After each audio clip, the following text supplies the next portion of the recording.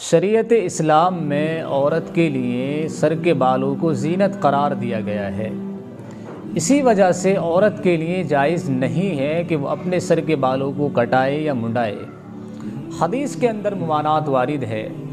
نہا رسول اللہ صلی اللہ علیہ وسلم ان تحلق المرأۃ رأسها، نبی علیہ السلام نے عورت کو منع فرمایا کہ وہ اپنے سر کے بالوں کو منڈائے، کیونکہ عورت کے سر کے بال عورت کے لیے زینت کی چیز ہے۔ اگر کوئی عورت اپنے سر کے بالوں کو کٹاتی ہے یا منڈاتی ہے تو گویا وہ اپنے ہی ہاتھوں اپنی زینت کو ختم کر رہی ہے، برباد کر رہی ہے۔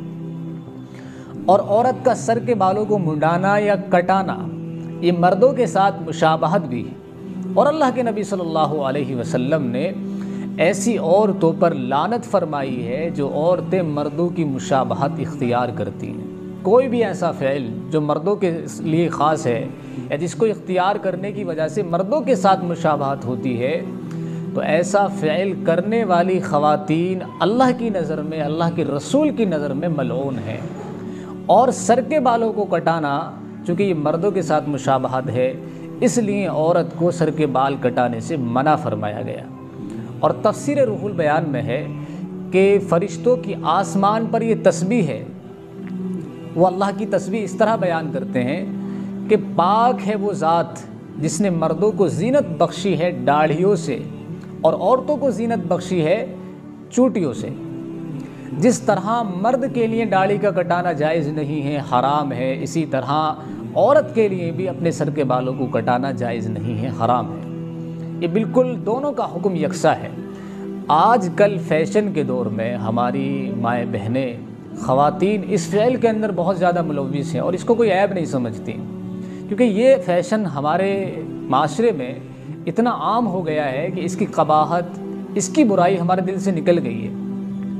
ایسی چھوٹی چھوٹی چیزوں کو ہم یہ سمجھتے ہیں کہ شریعت میں ان کی کوئی اہمیت نہیں ہے یا اس کے کرنے سے کوئی ذاتی زندگی پر ہماری اثر نہیں پڑنے والا ہے، لیکن ایسا نہیں ہے۔ شریعت کا ہر حکم قابل احترام ہوتا ہے ایک ایمان والے کے لیے، چاہے چھوٹا حکم ہو یا بڑا۔ یہ تو خیر بڑا حکم ہے، اس میں سختی کے ساتھ ممانعت ہے، اور ایسی عورتوں کو ملعون قرار دیا گیا ہے۔ اس سے زیادہ سختی کیا ہو سکتی ہے؟ یعنی جو عورت اپنے سر کے بالوں کو کاٹتی ہے وہ اللہ کی رحمت سے محروم ہو جاتی ہے۔ فقہ حنفی کی مشہور کتاب ہے در مختار، اس کے اندر لکھا ہوا اگر کوئی عورت اپنے سر کے بالوں کو کاٹتی ہے تو وہ گناہ گار ہے، ملعون ہے، گرچہ وہ یہ کام شوہر کی اجازت سے ہی کیوں نہ کرے۔ شوہر نے اس کو حکم کیوں نہ دیا ہو کہ تم اپنے بالوں کو کاٹ لو، مجھے اچھے نہیں لگتے، آپ اپنے بالوں کو کاٹ لیجئے، چھوٹا کر لیجئے، تب بھی یہ عورت اگر سر کے بالوں کو کاٹتی ہے تو اللہ کی نظر میں مجرم ہے، ملعون ہے، کیونکہ اللہ کا حکم ہے نہ کاٹنا۔ اور اگر کوئی آدمی، کوئی شوہر کسی کا اگر اپنی بیوی کو حکم دے رہا ہے کہ تم اپنے سر کے بالوں کو کاٹ لو، تو یہ گویا اللہ تبارک و تعالیٰ کے حکم پر مخالفت ہے۔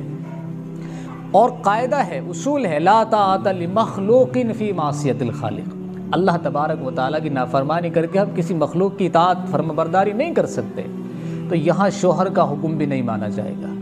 ہاں اتنا ضرور ہے، فقہاء کرام نے لکھا ہے کہ اگر عذر ہے، کوئی بیماری ہے، یا بال اتنے بڑھ گئے ہیں کہ سرین سے بھی نیچے لٹک رہے ہیں اور وہ زینت کے لیے مانع بن رہے ہیں، ظاہر سی بات ہے جب بال زیادہ نیچے ہو جاتے ہیں، سرین سے نیچے ہو جاتے ہیں، تو پھر وہ زینت نہیں رہتے، وہ زینت میں رکاوٹ کا باعث بنتے ہیں، تو پھر زائد بالوں کو کاٹنے کی اجازت شریعت نے دی ہے۔ لیکن اگر اتنے بال نہیں ہیں، محض فیشن کے طور پر عورتیں جو آج کل کٹواتی ہیں، بہت چھوٹے چھوٹے کر لیتی ہیں، گرچہ اتنے بڑے نہیں ہوتے ان کے بال، لیکن پھر بھی ان میں جو ہے کٹ لگواتی رہتی ہیں، تو یہ سراسر ناجائز ہے، حرام ہے، اور ایسی عورتیں اللہ کی نظر میں ملعون ہیں۔